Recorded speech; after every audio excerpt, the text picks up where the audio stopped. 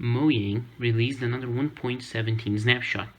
This one contains only 2 new blocks and the powdered snow from the last snapshot I didn't cover. Yet, surprisingly, I managed to create a few new tricks and ideas using these new blocks and features. So, continuing our saga here of builds and tricks from the snapshot, today I bring you a few new tricks. So, to start off, I made a dinosaur using the Dripstone block and the Dripstone pointed dripstone or stalactites and stalagmites, and I use them as teeth. I think it's a very unique shape, a very conic. We never had a cone shape before. We only had to use walls and stairs and whatnot to make this cone shape, and now we actually have a cone. And I used the dripstone here as a reptile skin, a scale, because I think it simulates a scale very well. I think a reptile scale, and I used some candles and glass panes to make the saliva, to make like his roaring. I think it's a really cool effect. I even made his eye here follow you using banners. Hell yeah. Anyways, to the other design, I'm deeply sorry for my morning voice. It's early in the morning. So here again I used the dripstone block. I was coming up with ideas for the dripstone, and it occurred to me that it looked kind of like a bark from a tree. So I thought, what kind of tree would have a bark like this? And palm trees came into mind. So I made very questionable palm trees. I even used candles here as coconuts. You could use flower pots as well. Maybe it works better, but yeah. And I think it works as a tree trunk in general, not just for a palm tree. It's a nice idea, It's break, because we see these types of tree trunks so often. It's good to break it up a bit.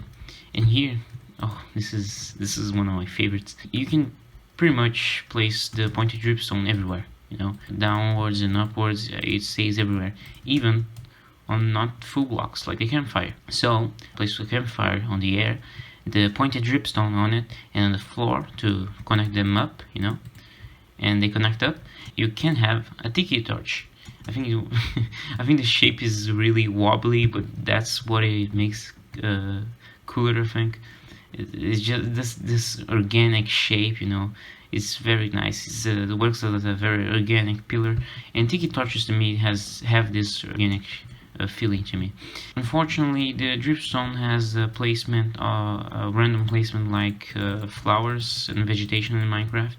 So you can see that it's not always centered. So sometimes you will have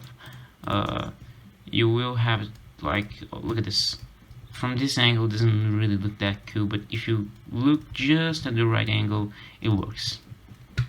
So anyway, I couldn't find many uses build-wise for the powdered snow, but you could use the powdered snow in an adventure map for traversing some harsh lands. Pretty stressful, can add to the atmosphere too here, Player gotta be fast or else he'll freeze, unless you give him some leather armor. Here I use the dripstone as a base on this building, here and here, just to ease the transition, I think. I even use the lightning rod here, but the lightning rod is not part of this snapshot, so don't pay attention to it. Here, I was playing a little bit with the powdered snow, and I found out a few good tricks. So here we have a igloo base, pretty standard, but I made a fake wall using the powdered snow, because you can go through powdered snow, and you can make a hidden base or hidden room here to store your good stuff, your valuable stuff. You weren't supposed to see that. Anyways, a trick when making fake walls like that: don't have just the 2 blocks that you need to go through of powdered snow, because if you are up close, it will look very obvious. So what I do here is get a powdered snow and make the walls around it powdered snow as well, so they have the same texture, and it will look less obvious when you want to hide something. Now for some tricks I discovered with powdered snow. First off, a snowy. The powder snow has a very interesting property. I'm gonna show you. It's gonna look more obvious now. If I get an elytra, doesn't matter if you have the speed you on it, the speed you have. If you have a bunch of powder snow, it will stop you because it does slow your momentum. Even when you are flying creative, it makes you slower. So let me show you something really interesting I found. So, as you know or don't, when you wear any kind of leather armor, it stops you from freezing. But if you wear leather boots, you don't fall. You can even use the powder snow as an elevator. So, an interesting thing, if you are wearing an elytra, and if, let me get some rockets here, while wearing leather boots, you just completely stop your momentum and speed. Like, you just stop. Look at that. I just stopped. There wasn't even, like, I came out here with 0 speed. It's incredible. So you can make a base in the mountain or somewhere where you can reach it from ground height. You know, can jump here, but only via elytra. So that's very interesting. Another cute feature I discovered while building this igloo and the fake wall. Let me show you this. That's pretty cool. Get in here. So here you have a living room. Pretty cool, pretty standard. It's very, very bright here. But where are the lights? The candles aren't lit. Not even this one. There's no light on the floor. You know, there's no carpets. So why is it so bright in here? Well, because the powder snow lets light through. You see? You could make an entire room if you have enough patience and or have a pretty good powder snow farm to make a room that doesn't even need light on the inside, that is.